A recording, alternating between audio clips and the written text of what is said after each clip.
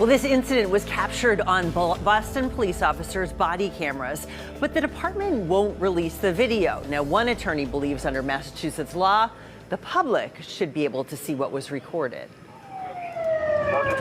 This looks like more of the same from a notoriously opaque government. Attorney Jeffrey Pyle represents media companies and is an expert on the state's public records law. He's responding to the Boston Police Department's refusal to release body camera video from a call involving one of their own, off-duty detective Greg Walsh. One of the points of body camera footage is to remove the cynicism and suspicion that police might have done bad things when in fact they didn't. But if body-worn camera footage is taken and then withheld, it leads to the suspicion that there's something to hide. 5 Investigates made a public records request for police body camera footage from an early morning call last October.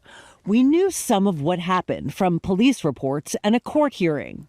A man said his car had been hit here in East Boston, and the other driver was refusing to exchange papers. When police arrived, the other driver took off. They found him a block away and soon learned he was off-duty Boston Police Detective Greg Walsh. An officer wrote in his report the suspect was unsteady on his feet.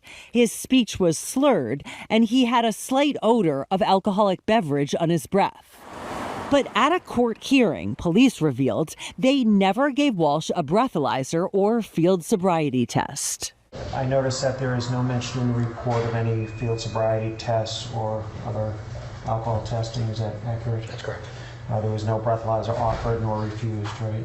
He wasn't placed under arrest. The decision not to administer a breathalyzer test in these circumstances seems unusual, and the public ought to be able to see the body cam footage for itself to determine what the circumstances of that decision were. But Boston police won't release the footage, citing their open internal affairs investigation. Police wrote doing so would inhibit the investigatory process by discouraging potential witnesses to come forward or influence witness statements. Pyle says under Massachusetts law, records from an open investigation can be withheld if releasing them would hurt the investigation. But he doesn't believe this case meets that standard. There was a crash. There was an officer who appeared to be drunk. There's body cam footage.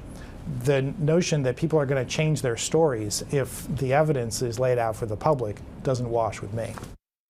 Now, in November, Boston police did ask a clerk magistrate to charge Walsh with operating under the influence and leaving the scene of an accident, but the clerk magistrate declined, saying it should be investigated by the police internal affairs department.